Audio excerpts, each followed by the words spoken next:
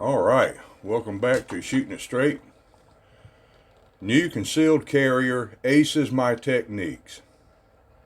Okay, well, today I want to throw some praise on a relatively new concealed carrier. He's a younger family member that came to me for some one-on-one defensive shooting training because he is a concealed carrier, so he wants to know about defensive shooting, right?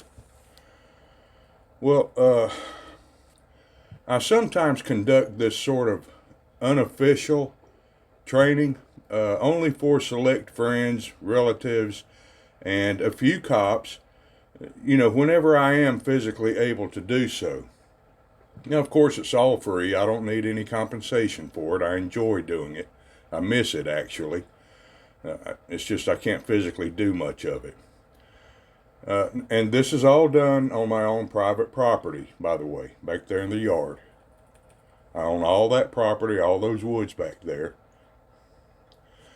Now this new concealed carrier really has no real experience with firearms and never before had any lessons or instructions in the use of firearms until his concealed carry class, which, as you know, covers only the very basics of gun handling.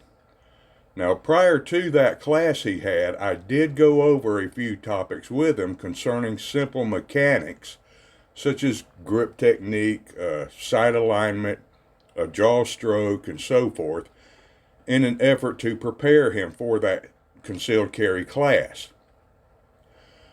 Now, having passed that class several months ago and practicing a few times at ranges, he's now ready to move from the basics of target shooting, which is something most people learn first, and now he's ready to move into the more advanced world of actual defensive shooting techniques. Now listen, these defensive shooting techniques, while they are quite different from target shooting techniques, are not difficult to evolve into for most people. Most people can make that transition relatively easy if they're taught correctly. Now, I decided that it was time that he learned how to properly use a bladed stance, and he shot actually, from about 20 feet away from the target in that bladed stance. Here's what that bladed stance would look like, or something like that anyway. Now, after I gave a dry demonstration, in other words, I showed him how to do it, he copied it with live fire, putting two 18-round magazines into it from that position at that distance. We then moved up to about 8 feet, I'd say. I didn't really mark it off, but about 8 feet from that same target, where I again gave a dry demonstration for the combat shooting position. Now, if you don't remember the combat shooting position, here's a picture of it. Okay, that's for close-up shooting, right? Okay, he copied it and with live fire put another 2 magazines worth into it.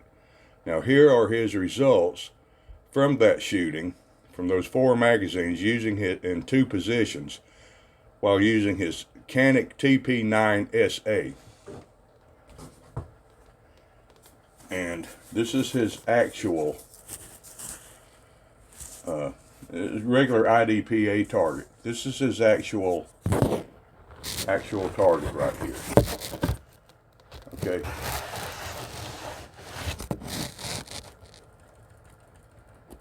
Now this is the first time he's ever shot using these 2 positions, as far as I'm aware. This is what combat accuracy looks like, okay? These are not precise shots, but they are incapacitating shots. And that's all that's required in a deadly force encounter.